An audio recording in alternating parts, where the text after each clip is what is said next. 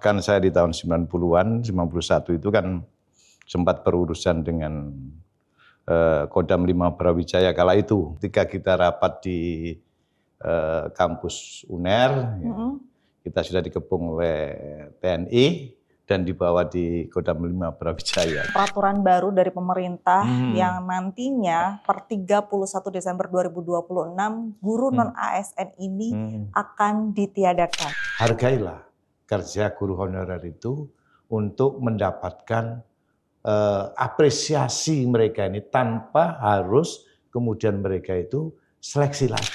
Nah, dan itu juga pernah kami sampaikan pada Pak Menteri Pendidikan Dasar Menengah bahwa kalau kemudian penempatan dan pengangkatan P3K maupun P3 paruh waktu tetap diletakkan pada di mana saat itu yang bersangkutan itu mengajar. Tugas pemerintah itu ya mencari titik temu. Sesungguhnya problemnya di apa?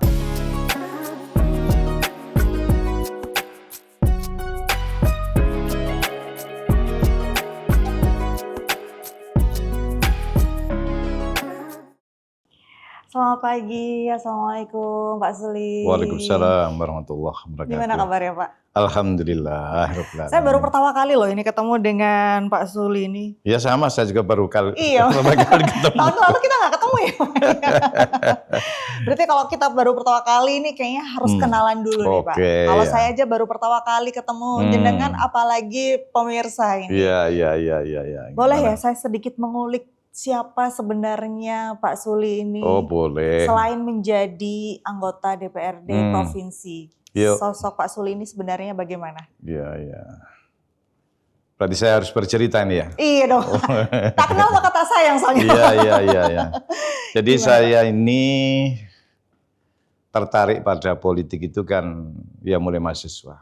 Oke. Karena saya dari mahasiswa itu sudah dunia berontak itu sudah tumbuh. Baik. Ya. Bahkan saya di tahun 90-an, 91 itu kan sempat berurusan dengan Kodam 5 Brawijaya kala itu.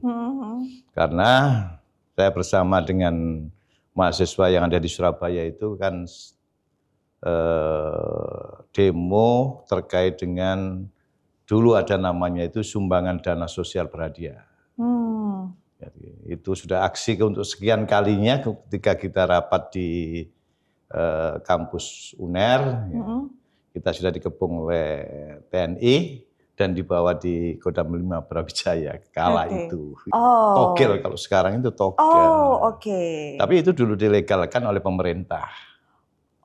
Karena itu putusan pemerintah yang kemudian setiap saat itu kan diumumkan hari ini siapa yang menerima itu. Sehingga kan masyarakat itu terbangun dengan situasi yang memang mistik ya. Itu mau kalau kemudian datang ke tempat-tempat yang dipandang di situ itu ada harapan untuk dia mendapatkan sesuatu petunjuk ya. Pohon besar ya. Ketika mungkin ada bekecot yang turun ya, berarti 02 kan. Jadi itu dulu ya. Nggih Pak. Itulah yang kemudian mengawali saya akhirnya kemudian reformasi. Saat reformasi saya akan turut serta itu bersama memfasilitasi adik-adik mahasiswa ya gerakan-gerakan reformasi kala itu. Karena tokoh sentral saat itu adalah Amin Rais ya. Saya menunggu kira-kira Amin Rais ini mendirikan partai atau tidak kan begitu. Bahkan ketika awal-awal itu saya kajian-kajian bersama dengan tokoh-tokoh nasional yang saat itu di rumah Haji Sugeng itu, Kertajaya almarhum, itu termasuk Yusril Izzahman Hendra itu kan sering kumpul di situ. Itu ngawali. Bahkan saya diawali di saat itu Partai Bulan Bintang kan lahir lebih dulu. Saya sempat ditawari, tapi saya saat itu saya menunggu Amin Rais.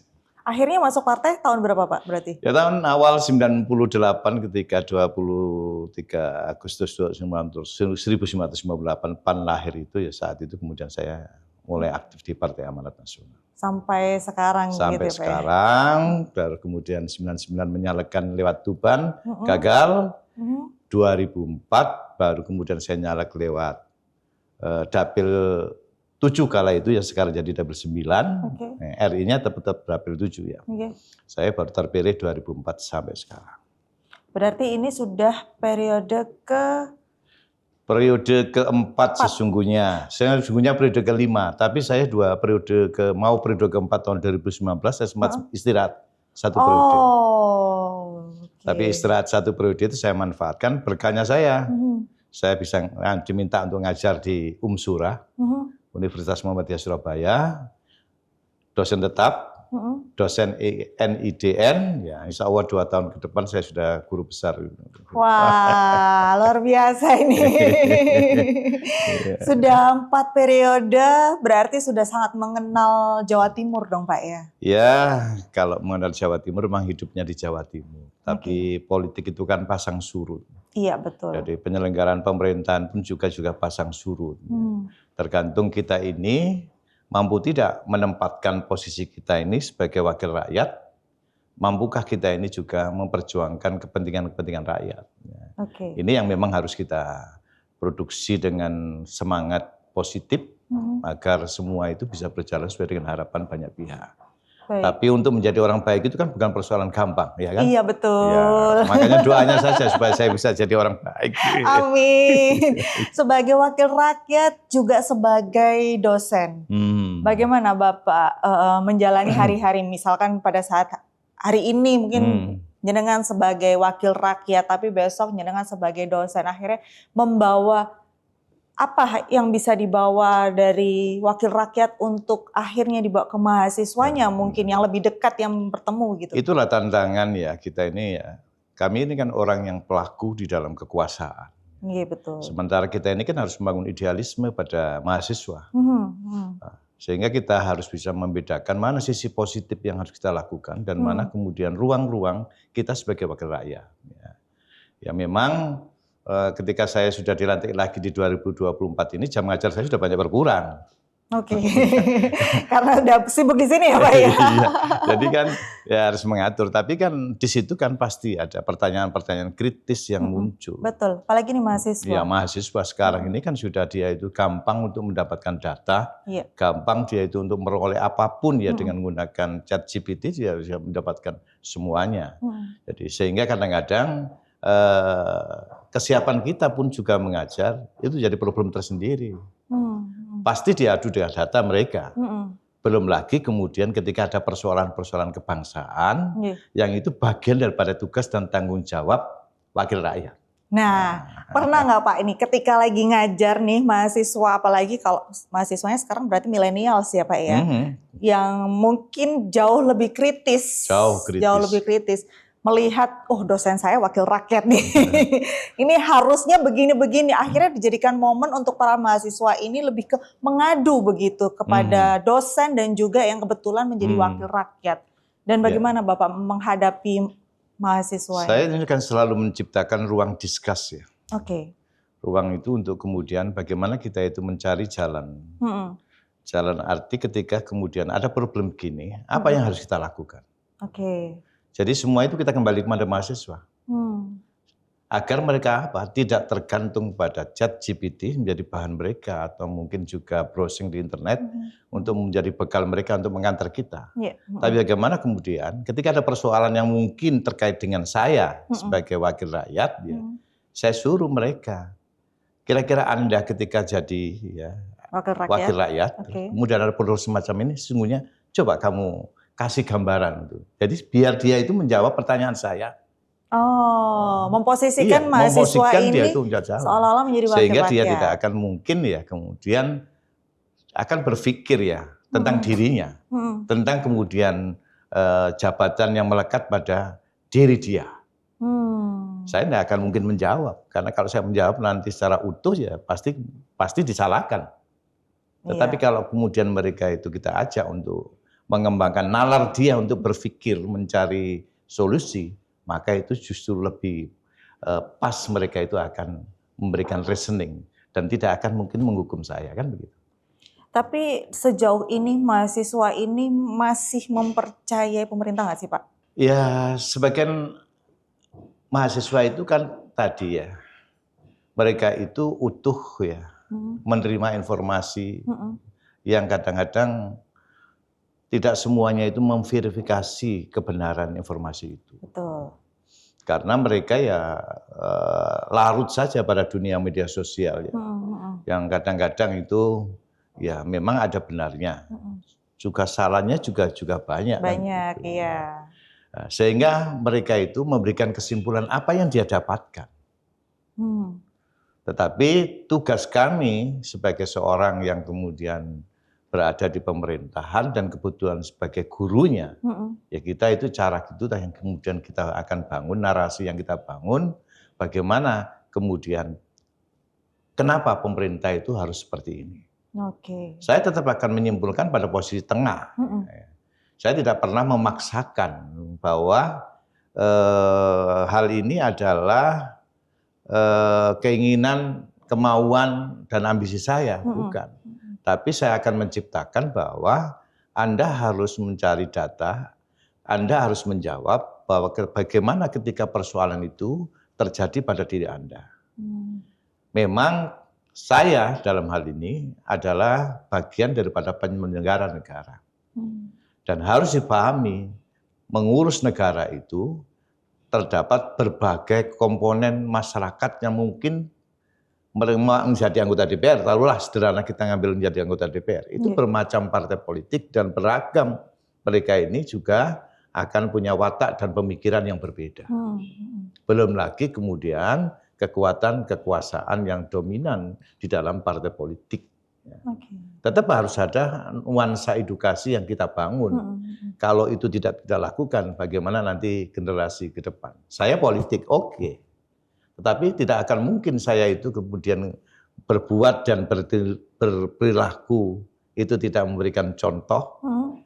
Cari jalan tengah di dalam setiap menghadapi persoalan-persoalan kebangsaan. Baik, berarti ada sisi yang positif cukup banyak ya Pak ya sebagai wakil rakyat dan juga dosen begitu. Karena kan mahasiswa ini nantinya awal dari mereka terjun di dunia politik itu ya dari mahasiswa ini, sama seperti jenengan begitu kan. Jadi memang positifnya banyak sekali yang bisa dibawa dari wakil rakyat menjadi dosen. Saya ini santai saja ngajar itu, dan ruang diskusi itu, ruang dialog itu adalah yang selalu saya fasilitasi untuk selalu berhadapan dengan mahasiswa. Karena apa? Yes, mereka pasti berargumen bahwa ternyata benarkah Bapak ini sebagai wakil rakyat? Kalau sebagai wakil rakyat itu kan berarti benar-benar hidup gaji yang Bapak terima itu berarti kan harus berkorelasi dengan perjuangan Bapak terhadap kepentingan rakyat. Betul. Itu kan selalu yang menguat. Ya, makanya itu tantangan kan, tantangan ketika kemudian kita itu berada pada ruang yang idealis, ya. Dan bagaimana kemudian kita di politik itu adalah ruang memang yang orang menyebutnya juga abu-abu, tetapi bagaimana kita bisa menempatkan kedua titik ini untuk memberikan edukasi pada generasi-generasi penerus bangsa kita ini. Baik, kalau kita bicara tentang pendidikan, ini kan bukan hanya mahasiswa-mahasiswa saja yang butuh pendidikan dari seorang wakil rakyat, tapi kita bicara pendidikan secara keseluruhan di Jawa Timur terkait dengan peraturan baru dari pemerintah yang nantinya per 31 Desember 2026 guru non-ASN ini akan ditiadakan. Padahal Jawa Timur memiliki 2.000 lebih guru non-ASN. 2.200. Ya, 2.200 sekian. 95 ya. Guru non-ASN yang saat ini bertanya-tanya tentang nasibnya. Bagaimana dengan nasibnya nanti setelah 31 Desember 2026. Sebelum saya bertanya dengan bagaimana dengan nasibnya guru-guru non-ASN ini, sebenarnya dari guru-guru non-ASN untuk menjadi P3K, apakah selama ini mereka tetap melalui tes yang diikuti oleh banyak masyarakat itu, atau mereka bisa menjadi P3K hanya dengan seperti surat rekomendasi, ngaten Pak? Karena kan kalau menjadi guru non-ASN ini banyak sekali yang mereka sudah menjadi guru puluhan tahun, bukan hanya setahun 2 tahun. Kemudian tidak bisa mengabdi lagi hanya karena tidak lolos tes P3K. Ini bagaimana Pak? Jadi itu saya kembalikan ke belakang dulu ya. Jadi memang ini sekarang ini kan terjadi kegundahan. Yang 2.295 guru honorer itu. Iya. Ya. Terus kemudian Kementerian Pendidikan Dasar dan Menengah sudah mengeluarkan surat edaran nomor 7 tahun 2016. Memberikan jaminan sampai per 31 Desember guru honorer itu tetap mengajar. Oke. Ya, dalam tanda petik juga tidak kemudian diberhentikan. Nah, tentu ini kan sebuah jaminan ya. Untuk menjawab keresahan yang yang muncul di guru-guru honorer ketika kemudian dengan aturan yang dikeluarkan pemerintah bahwa tidak boleh lagi itu ada sebutan guru honorer di sekolah. Oke. Terus kemudian kalau pertanyaan tadi yang Mbak Kome menyebutkan bahwa apakah kemudian nanti ketika masuk P3K harus ada tes lagi. Begini, ini kan bukan masuk P3K begitu. Yang terpenting itu adalah pengakuan guru honorer ini. Oke. Jadi semangat dari peraturan pemerintah itu kan akan mereka ini nanti di 2027 sudah tidak ada lagi sebutan guru honorer. Oke. Jadi sudah tidak ada lagi sebutan juga guru P3K kan? Berarti mereka menjadi? Ya, ketentuan ini kan berarti mewujudkan bahwa mereka ini adalah bagian daripada tenaga pendidik guru. Ya pasti semestinya kan harus ASN kan? Ya. Cuma regulasi itu kan belum secara detail diturunkan. Oke. Jadi regulasi ini belum diturunkan. Hanya aturan-aturan yang memang secara tegas itu hanya menyebutkan bahwa per Januari 2027 itu semuanya itu tidak ada lagi sebutan guru honorer. Bukan berarti guru honorer ini nanti ditiadakan ngaten berarti? Iya, namanya mungkin yang tidak ada, tapi kan tetap mereka tetap menjadi guru. Tetap menjadi guru. Karena problemnya kan begini sesungguhnya. Jadi kita ini jadi pemerintah ini, mohon maaf ya, kadang-kadang kan BKN sama pemerintah termasuk Kementerian Pendayaan Aparatur Negara, bagaimana kemudian antara guru yang purna dan kemudian pengganti yang purna, itu kan menjadi problem tersendiri. Iya betul. Jadi di lapangan itu tidak segera pemerintah itu ketika kemudian sekolah sudah akan mengusulkan, rata-rata sekolah sudah mengusulkan. Jadi tahun ini 2 tahun ke depan itu sekolah ini yang purna sekian-sekian. Dan database di Dapodik itu kan sudah muncul kan. Tetapi fakta di lapangan itu kan sering terjadi bahwa di sebuah sekolah ini yang purna sekian. Tetapi kemudian penggantinya juga tidak segera terpenuhi drop-dropan dari pemerintah. Terjadi adalah yang terjadi akibatnya adalah sekolah ini kan harus mengangkat guru honorer. Mengangkat guru honorer ini karena pertimbangannya sederhana. Kalau guru mungkin sing purna guru olahraga, ya semua orang akan mungkin masih memungkinkan untuk ngajar olahraga. Karena ya olahraga bukan merendahkan teman-teman guru olahraga, tapi kan relatif ya. Iya, relatif semua orang bisa, itu bisa mengajar ya. Tetapi ketika kekosongan itu mata pelajaran fisika, kimia, ya tidak semua dari guru-guru kita ini mempunyai kemampuan lebih untuk mengajarkan kimia dan fisika.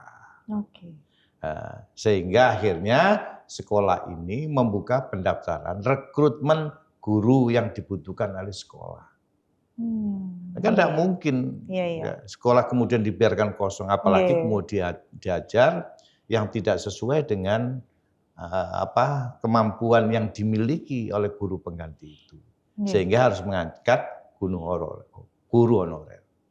Gajinya dari mana? Ya, ini juga problem juga kan. Selama ini kan jadi problem karena itu, karena guru honorer ya pastikan ini apakah dari BPOPP yang jumlahnya terbatas, karena BPOPP kan harus bergantung dengan SK Gubernur. Yeah. Nah, tapi kalau kemudian ini tidak memenuhi itu, otomatis kan harus melibatkan dana partisipasi dari masyarakat. Ini problem juga. Karena apa? Karena sebagian besar di image masyarakat itu, sekolah, kalau sekolah negeri ya, sekolah negeri loh kok ditarik lagi. Iya. Ini kan sekolah negeri, ini semua sudah harusnya gratis. Harusnya gratis ya. Sehingga kan repot juga kan, kasihan juga sekolah itu. Jadi ini kan problem-problem yang memang bagaimana kemudian pemerintah ini juga bijak. Makanya kan sebelum berjalan 2027, Kementerian Didasmen mengeluarkan edaran nomor 7 tahun 2016 itu. Minimal itu rodok memberi harapan pada guru-guru honorer. Oke, berarti mungkin yang bisa saya garis bawahi dari peraturan ini mungkin kalau saya tadi mengartikannya adalah, ngapunten kalau salah boleh dikoreksi nggak Pak? Kalau saya mengartikannya adalah nanti di tahun 2027 guru non ASN ini ditiadakan, ngaten. Kalau dari penjelasan panjenengan berarti bisa ditarik kesimpulan bahwa nanti di tahun 2027 mereka ini tidak kehilangan pekerjaan, tapi hanya sebutannya saja yang berbeda. Ngaten, betul apa betul? Iya, pemerintah itu saya yakin tidak serta-merta begitu. Oke. Ya. Jadi itu hanya yang saya tangkap penjelasan Bu Nunung kalau tidak salah, Dirjen yang ngurusi GTK itu itu juga beliau sudah menjawab bahwa ini hanya persoalan nama saja. Oke. Soal sebutan saja. Bukan berarti mereka kehilangan pekerjaan. Bukan berarti mereka kehilangan pekerjaan. Tetapi yang terpenting di penjelasan Dirjen Kementerian Didasmen itu adalah sekolah tidak boleh lagi kemudian menambah guru honorer. Artinya apa? Bahwa nanti itu ada proses rekrutmen. Apakah itu nanti berkaitan dengan dengan guru honorer ini atau dipisah atau memang ini terkhusus CPNS? Ini kami juga belum mendapatkan informasi secara detail. Tetapi yang terpenting adalah tidak boleh lagi sekolah itu mengangkat guru honorer.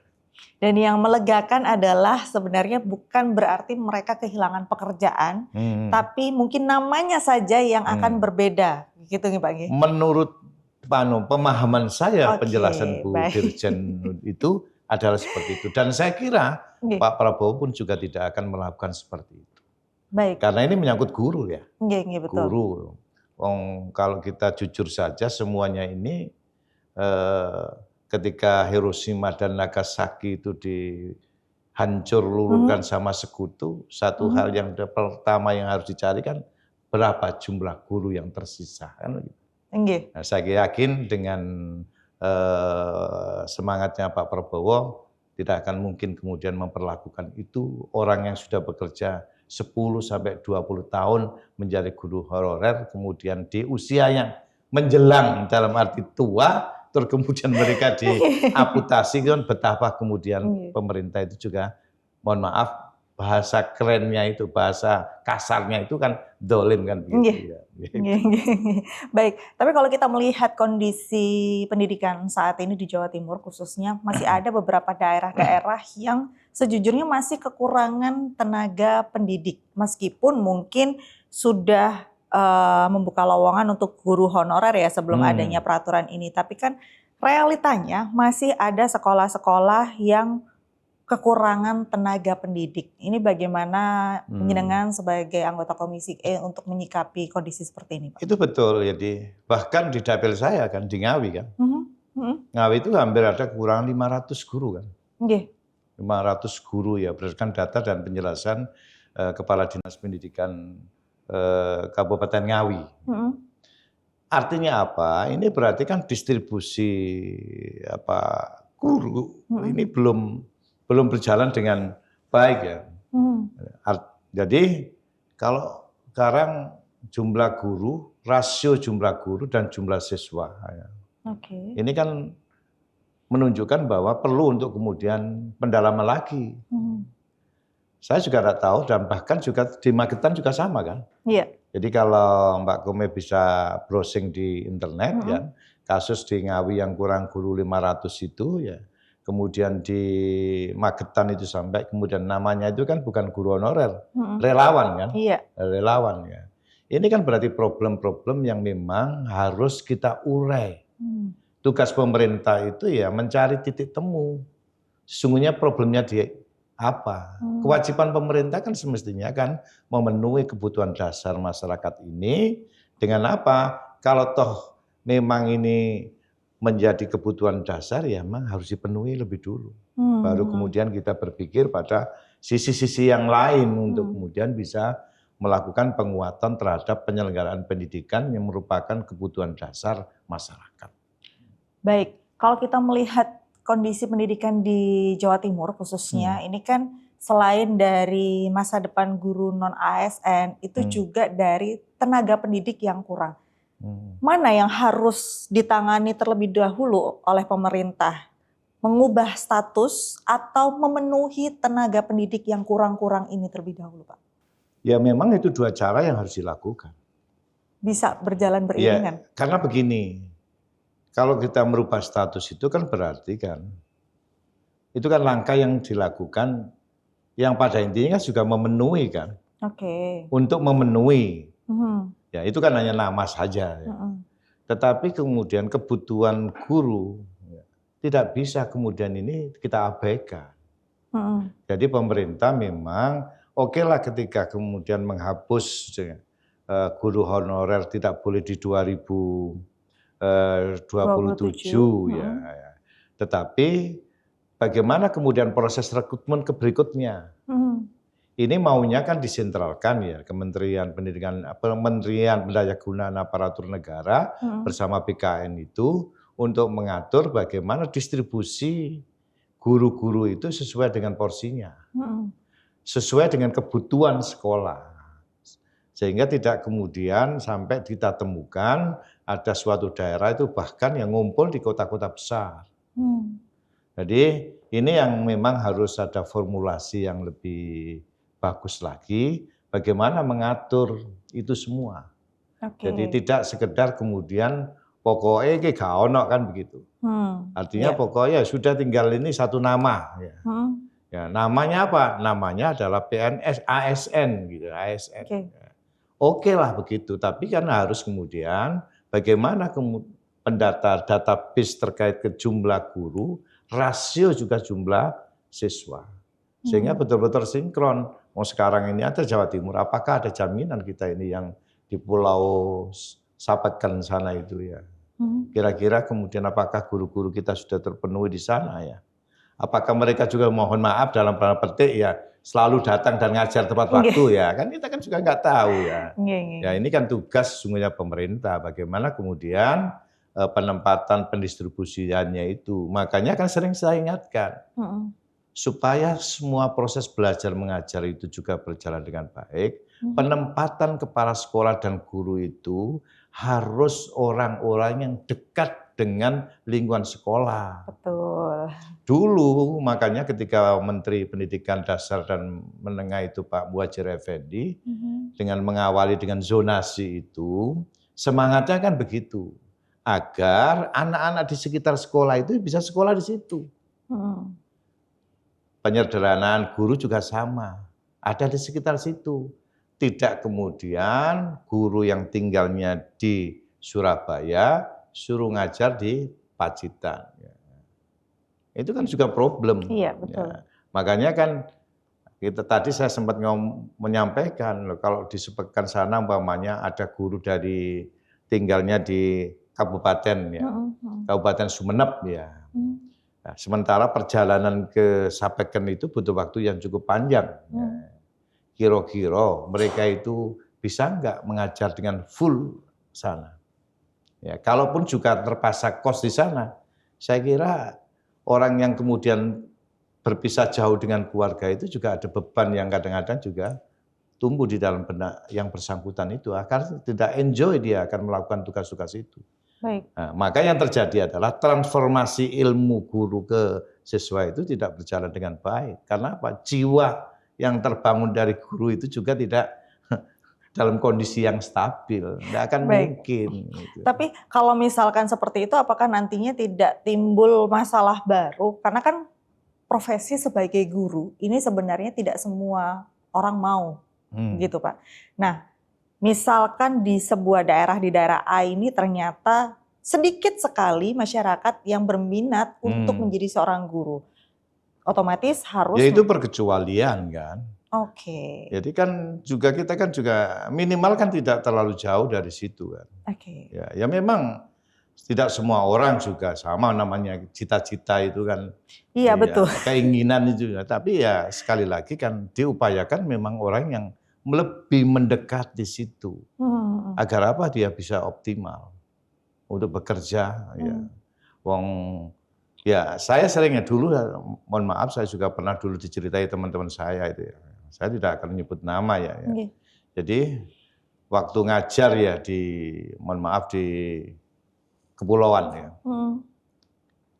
Dia sederhana saja, titip absen saja. Ya. Dengan ngatur nanti ya pembagian gaji kamu dapat berapa, dapat berapa. Saking jauhnya ya Pak ya? Saking jauhnya. Maka saya selalu mengingatkan para kepala dinas pendidikan Provinsi Jawa Timur, tolonglah ketika ada guru yang ingin mutasi kembali ke wilayah dekat dengan rumahnya. Sepanjang kemudian ada ruang kosong di situ, sudah berikan di situ. Jangan dipersulit gitu ya Pak. Jangan dipersulit, diberikan kesempatan itu. Agar apa? Mereka nyaman bersama keluarganya. Kalau dia nyaman bersama keluarganya, bekerja pun juga akan nyaman. Kalau dia bekerja dengan nyaman, enjoyable, maka yang terjadi adalah transformasi ilmu guru ke siswa itu akan berjalan dengan baik. Dan itu akan membekas pada diri anak-anak kita. Oke, baik. Kemudian apakah komisi ini dapat mendukung adanya kebijakan afirmasi Pak atau perlakuan khusus bagi guru honorer yang sudah sangat lama mengabdi ngaten untuk nantinya menjadi salah satu pertimbangan dalam proses penataan ini tadi? Saya selalu sampaikan itu ya. Jadi pemerintah itu jangan setengah hati untuk memberikan penghargaan pada orang yang sudah bekerja, berbakti kepada negeri ini. Jadi saya selalu mencontohkan, kenapa tidak mencontoh melakukan dulu waktu ada guru bantu. Kan sama. Guru bantu dengan guru honorer kan hanya nama aja berbeda. Ya. Dulu itu guru bantu, ya. Waktu itu saya di Komisi A. Saat itu saya wakil ketua Komisi A DPR Jawa Timur, periode pertama saya jadi anggota DPR tahun 2004 itu. Tapi proses guru bantu kan 2006. 2006. Jadi demo besar-besaran guru bantu itu, dulu kan ketua guru bantu Jawa Timur itu namanya Ading Adiman, almarhum sudah meninggal 3 bulan yang lalu itu. Itu kan saya fasilitasi di Komisi A. Nah, jadi demo pun saya yang menerima, tidak ada yang mau menerima, saya terima supaya ada notulen. Ada notulen keputusan itu sehingga ketua DPR bisa kirim surat ke pusat. Saya mau fasilitasi, saya antarkan ke DPR RI. Saat itu Mas Hakam Najam dari PAN itu kan di Komisi 10. Pimpinan Komisi 10 ya. Dan saat itu Menteri Pendidikan pun juga ketika itu adalah dari PAN. Pak Yahya Muhaimin. Menteri Keuangan ketika itu juga sama dengan dari PAN. Jadi saya bersama Pak Hakam Najam itu ke Kementerian Keuangan sama Menteri Pendidikan Pak Yahya Muhaimin, hitung-hitungan kira-kira APBN itu memungkinkan enggak mereka itu diangkat menjadi PNS. Akhirnya dihitung-hitungan kemudian DPR memutuskan diangkat secara bertahap. Tidak ada lagi proses seleksi. Kala itu, hanya administrasi itu hanya segera dilengkapi untuk memenuhi kebutuhan mereka sebagai guru bantu. Ya sekarang sudah banyak jadi kepala sekolah, sudah banyak guru bantu itu. Nah sekarang guru honorer ini, ya tentu kita harus memberikan afirmasi pada mereka. Nah, tugas kami ini kan bukan eksekutif kan, bukan eksekutor ya. Maka ya semua itu kita sampaikan pada pemerintah, akuilah, hargailah kerja guru honorer itu untuk mendapatkan apresiasi mereka ini tanpa harus kemudian mereka itu seleksi lagi. Kalau seleksi lagi bersama-sama dengan yang fresh graduate ya otomatis ya kalah. Iya betul makanya. Orang dia sudah ilmunya sudah banyak, sudah apa, ya mesti tidak akan pernah masuk dia jadi ASN. Tapi ada jaminan nggak Pak untuk guru honorer ini nantinya mungkin? Ya kalau Pak Komeng jaminan kita kan tidak bisa kan ya. Gitu ya Pak ya. Iya, kita kan hanya berupaya ya. Kita ini bukan eksekutor, saya ini bukan eksekutor, anggota DPR bukan eksekutor. Jadi Komisi E hanya kemudian merekomendasikan kepada pemerintah agar memberikan afirmasi kepada guru honorer itu sebagai penghargaan mereka, ucapan terima kasih negara selama 10-20 tahun mereka ini mengabdi, mendidik. Betul. Dengan tanda petik ya saya tanpa merendahkan mereka. Gaji belum layak untuk memenuhi kebutuhan hidup mereka. Itu sebenarnya menjadi keresahan banyak guru honorer di Jawa Timur, nggak hanya Jawa Timur sih Pak, mungkin se-Indonesia Raya ya Pak ya. Se-Indonesia 237.000 sekian guru honorer. Iya makanya. Kan orang mikirnya saya ini sudah mengabdi puluhan tahun dengan gaji yang mohon maaf tidak layak untuk hidup sebulan gitu. Giliran ada peraturan seperti ini ternyata saya nggak dianggap. Nggak dianggap. Terus saya kehilangan pekerjaan begitu loh Pak. Ini kan padahal usia sudah mendekati. Langge, mau ngelamar kerja lagi tuh ya. Mau kerja kemana? Gak ada yang mau menerima itu. Gak ada yang mau menerima. Tapi apakah nantinya penataan ini tidak mengganggu proses belajar mengajar dan juga kualitas pendidikan di Jawa Timur Pak khususnya? Ya semestinya kan ini kan tugas pemerintah ya. Jadi memberikan kebijakan itu kan pasti ya diuji kan. Harus melakukan pengkajian yang dalam. Tidak kemudian hanya karena gegabah, ya. Hanya karena faktor-faktor tertentu kemudian berubah. Jadi kalau bagaimana kemudian penataan ini sudah berjalan dengan baik, ini kan problem lama. Problem lama itu kan tinggal sekarang ini kan bagaimana pendistribusian itu. Makanya yang terjadi dulu itu ketika kemudian P3K kan dulu sempat masalah juga. P3K itu kan masalahnya itu begini. Orang yang bekerja sudah di sekolah A umpamanya, itu kemudian ditempatkan di sekolah lain. Padahal sekolah A ini juga masih butuh. Itu yang tidak boleh. Dan itu juga pernah kami sampaikan pada Pak Menteri Pendidikan Dasar Menengah, bahwa kalau kemudian penempatan dan pengangkatan P3K maupun P3 paruh waktu, tetap diletakkan pada di mana saat itu yang bersangkutan itu mengajar. Itu jauh lebih bijak dan juga tidak memunculkan persoalan baru. Baik, kalau seandainya nih Pak Komisi E ini diberi kewenangan untuk merumuskan solusi ideal, model seperti apa yang paling realistis untuk menyelesaikan persoalan guru honorer di Jawa Timur tanpa mengorbankan kualitas pendidikan maupun kesejahteraan para guru? Kalau berbicara mengorbankan sih tidak ya. Kalau ini kan begini kan harapannya itu kan selama ini kan sudah berjalan dengan baik kan. Iya betul. Berarti kan tidak ada masalah kan. Masalahnya kan ketika kemudian mereka karena diancam itu kan. Iya. Dan masalah kesejahteraan sih Pak. Kalau kesejahteraan sudah dari dulu masalah. Dan mereka ini kan mengabdi tuh Pak Komi. Mengabdi, mereka bekerja ya. Bekerja bukan karena kemudian di situ karena memang hanya satu-satunya pilihan mereka untuk di situ, tapi sebagai guru itu kan sudah niat awal mereka untuk menjadi seorang pengajar, pendidik. Betul. Jadi mereka tidak akan mungkin jatuh pilihan ke lainnya. Dan mereka sudah berbuat, kecuali mereka ini tidak berbuat dan bekerja, dan mereka sudah bekerja dengan baik, dan otomatis kan juga proses juga berjalan baik. Faktanya juga lulusan-lulusan di sekolah yang ada guru honorer juga mereka sudah bekerja dengan baik. Kecuali kita mungkin menemukan ya problem-problem yang lain. Hampir kan tidak pernah kita menemukan guru honorer yang kemudian ada persoalan-persoalan terkait dengan ngajarnya atau apa. Tapi kewajiban mereka sebagai guru relatif mereka sudah menjalankan dengan baik. Jadi yang terpenting adalah ya hargailah kinerja mereka itu, tempatkan mereka ini, dan jangan lagi kemudian mereka ini diikutkan ketika pemerintah mengeluarkan kebijakan baru terkait rekrutmen CPNS guru, dan mereka ini harus ikut tes itu, maka jangan pernah berharap guru honorer ini akan jadi ASN. Karena apa? Karena pasti mereka tidak lolos karena seleksi bersama anak-anak muda yang usianya relatif segar, masih fresh graduated, ya tentu kan mereka memenangkan pertarungan itu. Iya betul, jadi itu yang harus digarisbawahi oleh pemerintah gitu ya Pak ya? Ya pemerintah harus itu bijak. Bijaknya itu apa? Tempatkan mereka pada posisinya itu.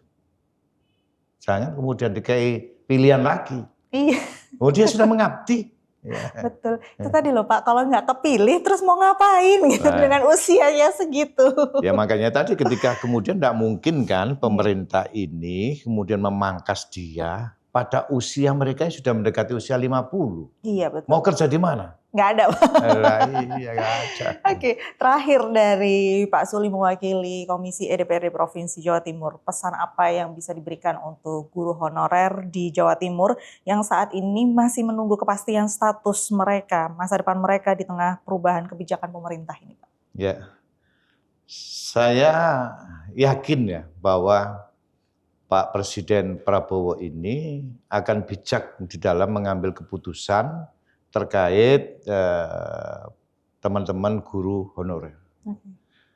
Yakinlah bahwa pemerintah tidak akan mungkin memangkas, ya, memberhentikan Bapak dan Ibu guru ya, dalam tanda petik usia yang memang sudah tidak muda lagi. Jadi tetap semangat, tetap berbakti untuk mencerdaskan anak negeri ini menjadi pemimpin-pemimpin ke depan yang berkarakter. Tugas Bapak dan Ibu sudah banyak, dan saya kira tugas itu adalah tugas mulia. Saya yakin pemerintah tidak akan gegabah untuk kemudian memberhentikan Bapak dan Ibu guru honorer yang selama ini sudah mengabdi 10 sampai 20 tahun di sekolah-sekolah yang ada di negeri kita ini. Baik, baik. Terima kasih Pak Suli. Ini adalah obrolan yang sangat bermanfaat sekali, terutama untuk guru ASN non-ASN di Jawa Timur, dan harapan kita semua adalah semoga memang pemerintah ini benar-benar bisa memposisikan guru-guru non-ASN dan juga menghargai jerih payah mereka, pengabdian mereka selama puluhan tahun untuk Indonesia, di Jawa Timur juga terutama, supaya nantinya jika ada status baru untuk mereka di tahun 2027, mereka tidak perlu bertempur dengan fresh graduate yang nanti di tahun 2027 juga pastinya akan memperebutkan posisi yang sama, yaitu ASN. Ngaten nggih Pak nggih? Kita semua berharap semoga pemerintah bisa menemukan solusi yang paling baik untuk seluruh tenaga pendidik di Indonesia. Dan untuk pemirsa yang saat ini menyaksikan podcast, apabila ada pertanyaan atau ada kritik dan saran terkait dengan guru ASN ini, boleh langsung aja tulis di kolom komentar. Baik, terima kasih Pak Suli atas kehadirannya. Semoga kita bisa ketemu lagi dengan obrolan lain Pak. Kalau kita bicara kesejahteraan masyarakat Jawa Timur ini kayaknya banyak sekali PR-nya pemerintah. Banyak PR yang harus kita selesaikan secara bersama-sama. Betul, apalagi kalau pendidikan ini kan tonggaknya gitu ya Pak ya. Betul, kebutuhan dasar masyarakat. Kebutuhan dasar. Baik, terima kasih Pak. Assalamualaikum warahmatullahi wabarakatuh. Assalamualaikum warahmatullahi wabarakatuh.